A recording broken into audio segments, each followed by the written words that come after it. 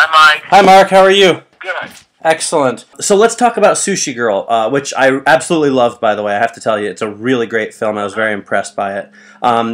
We'll start with the basics. How did you get involved with the film? Well, they sent me the script, and I read it, and I thought, wow, this is really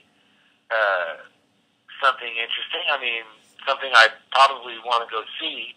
Very Tarantino-esque and gritty, and I love crime melodrama. Having said that, though, I thought, I don't think that it's right for me. I mean, I don't know how to.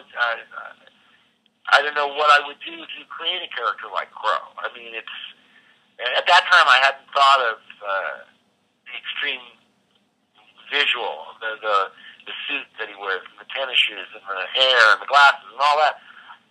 It didn't really spring to life in my mind. I just read it once, and I thought, well, that's interesting. But I thought it's awfully dark. It's awfully violent. Maybe I should, I mean, to tell you the truth, looking back, Mike, I'm thinking it pushed me too far out of my comfort zone. Right. And that's why I didn't respond to it. Now, my son Griffin read it, my daughter Chelsea read it. Griffin said, don't worry about the violence. This is no more extreme than Reservoir Dogs or any of those. And he quite rightly pointed out, it's not like torture porn where they're doing it just for the sensationalistic elements. I mean, it's part of the plot. Right. It's who these guys are.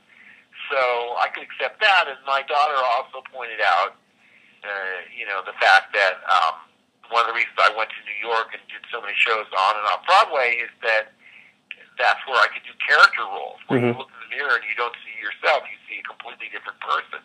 She said, stop complaining about not getting offered those kind of roles if you turn this down because, here's your chance. And, when you see something that you like that Steve Buscemi does or something that, Philip Seymour Hoffman does, and you go, oh, why don't I ever get offered those roles?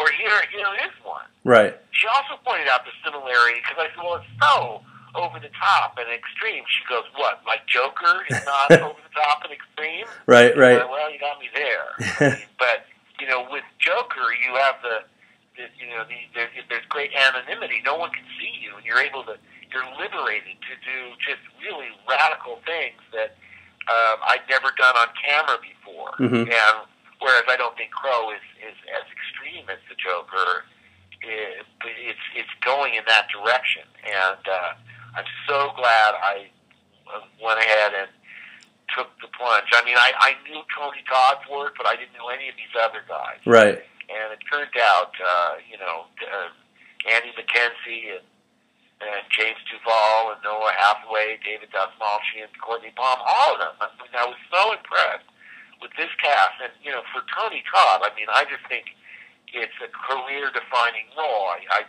just superb. I agree. I hope a lot of people, I hope you can help guide people to seeing this thing. Because even though it's not for everybody, for people that do like these sort of, sordid crime melodramas, I'm very proud of it. Yeah, as well you should be. It's really a great film, and I do plan to steer people to it, so no worries there. Right, thank you so much. I was really impressed with your performance. Like you said, your character is really outlandish. He's very flamboyant.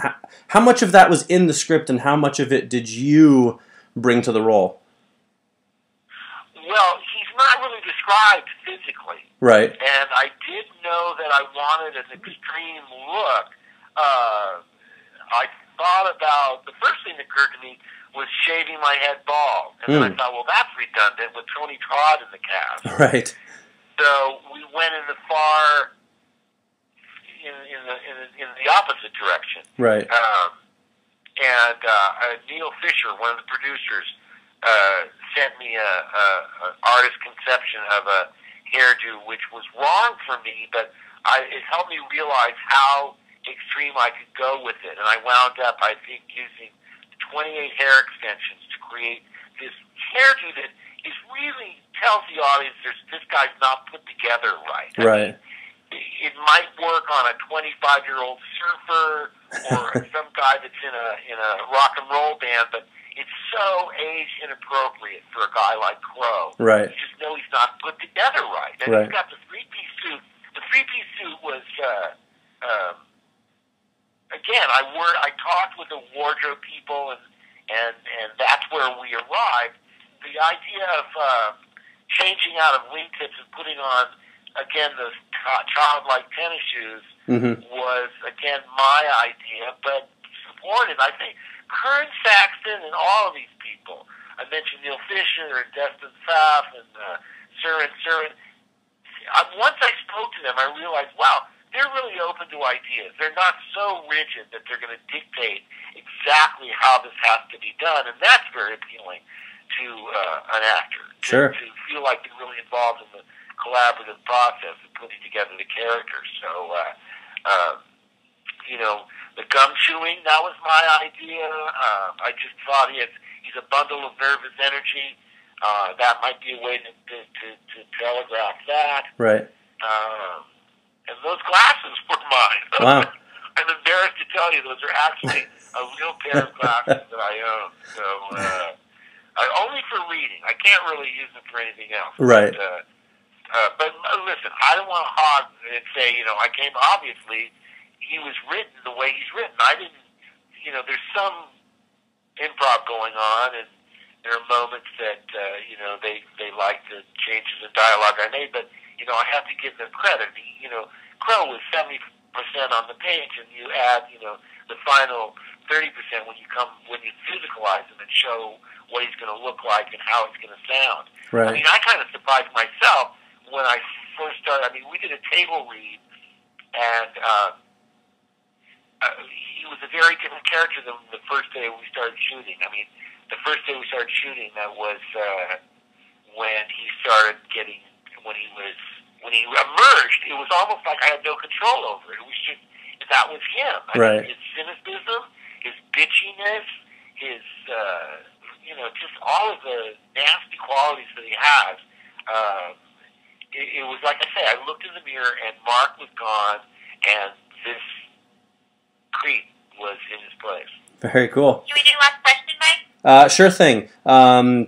Yes, Mark, I actually usually do like a lightning round of like 5 really quick one-word answer type questions. Yeah. You game? Yeah. All right. Yeah. Ever interested in voicing the Joker again? Well, unfortunately, I'm not going to be able to because without, spoiler alert, it didn't end for me well in Arkham City. Right. Besides You Know Who, what role do most people talk to you about when they meet you? Listen, I know you've been asked not to ask about Star Wars, and that's only because I don't have any news. Right. If I have news, I'll be happy to talk about it. I just don't know what's going on right now. And when we talk about that, it's sort of, it's the 800-pound gorilla. It winds up being the lead in the story, even if you say, I have no comment because I have nothing to say about it. Right.